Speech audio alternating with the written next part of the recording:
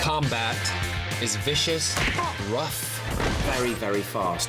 Pub fights, bar fights, instant things that happen. It's a brawl, it's a mess. It's not sort of a considered bodies on bodies, pushing, snarling, adrenaline, weight, confrontation. You gotta watch Combat.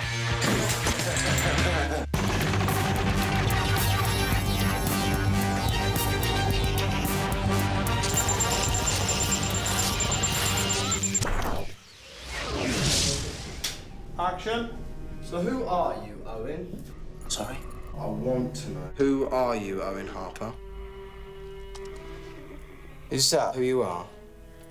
A little kid hiding behind a gun? Owen in episode 11 is in an incredibly dark place. He's gone through this incredible sort of tidal wave of emotion with Diane in episode 10. His heart is completely broken. I mean, the last image of the episode is the plane flying off with Diane flying and Owen just standing there utterly heartbroken. So we join Combat with Owen already in a very, very screwed up state of mind.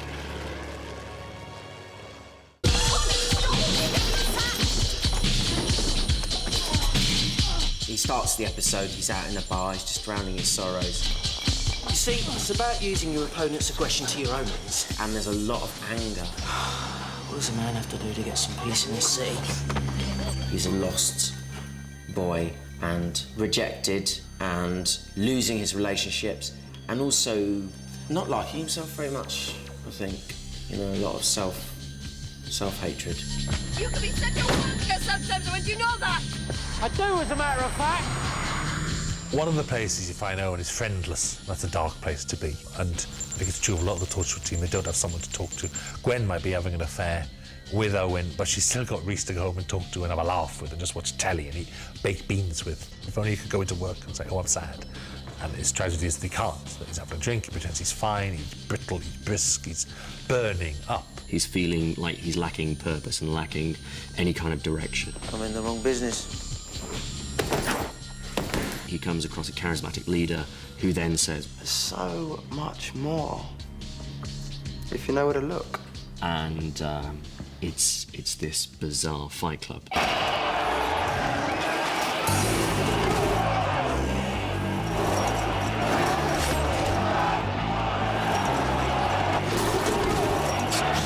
You got this face-punching, blood-broken nose, snot, broken tooth extravaganza that is hard and hostile and brutal and urban and vicious.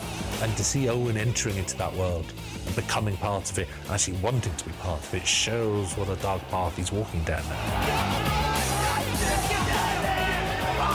There's something about the sort of alpha male, testosterone-driven, what is life worth, what is it all about, that actually was just really terrifying when you think about what they're actually saying, when they're actually talking about what is life worth and how do you find your thrills in a life that seems to have taken everything from you.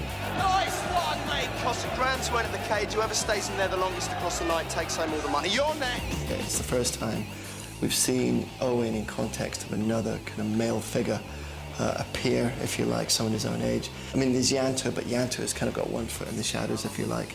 His relationship with Jack is very much a kind of avuncular kind of relationship with him. We haven't seen him in context of like another alpha male, so there was a nice kind of simmering testosterone kind of energy. They meet each other practically as cop and criminal, but what's interesting is how similar they are, how angry they both are, how attracted to the same darkness they both are, and they are just gravitating closer and closer and closer. The Fight Club for Owen is the way to express himself, because he's on the edge. He's on the edge of, you know, of being prepared to die and to sacrifice himself and to get the hell out of here.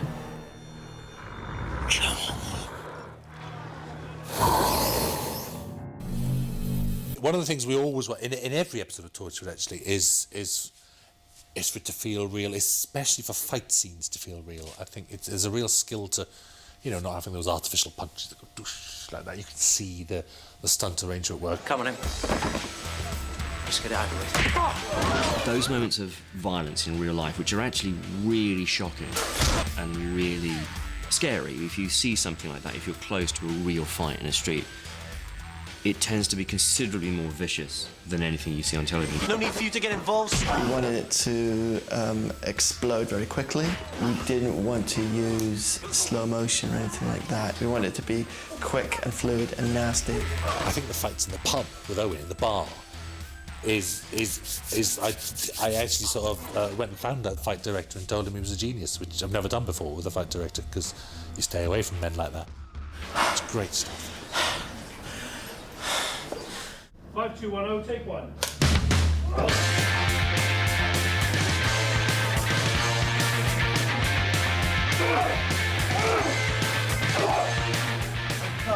I'll have like a start point and an end point, and beyond that, I'll talk to Tom Lucy, our stunt coordinator, about the basic shape I want, and then he'll throw in suggestions and options. The actors also will throw in suggestions, and really it'll just be an accumulation of all those different elements. I'm gonna give it and then I'm gonna go bam. I've never been in a fight in my life. I've never hit anyone, apart from play fights and stuff. So it's quite interesting to have to try and tap into that. And, you know, the stunt guys are really good at helping you know how to punch properly, like, because he's supposed to fight very, very well, like he knows how to fight. It's quite exciting. And the child in me quite enjoys doing all the fighting and stuff like that, yeah.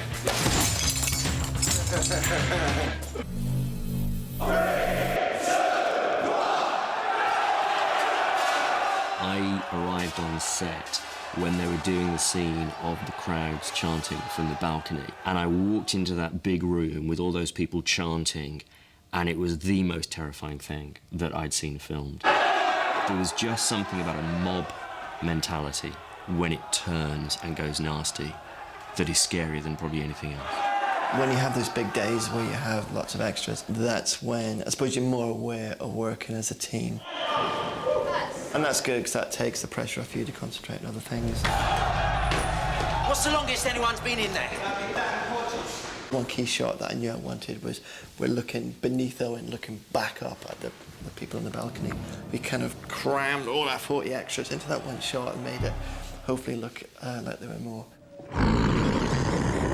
I remember a huge conversation actually being about the design of the cages. You know, what would the cages look like? What are these things? As well as, you know, how many weevils. And in terms of what you can do in terms of fighting, you don't want to punch a weevil in the face when they've got a beautiful and complicated prosthetic mask on. My job is to come in, do the fight scenes, wear this crazy looking mask, which is all made out of rubber. It's nice and soft.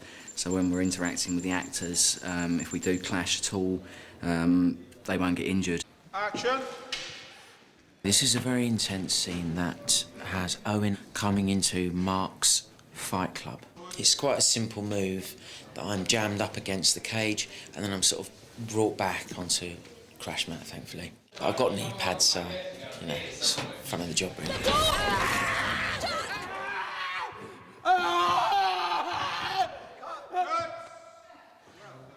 Today it's going into the fight club with the Weevil. Start with the script, but then it's the director's interpretation of what we're actually doing with it. Like, all of a sudden, this is the first time I've seen these injuries. Now I've just got to put the blows and fights to the injuries that match them.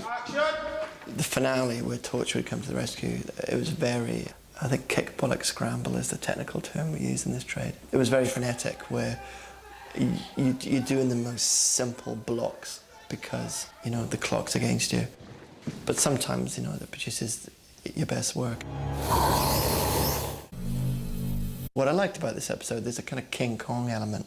There's a kind of sympathy for the Weevil. The Weevils come out of this episode kind of on the good side because we actually don't know that much about them. Now, I have a little theory.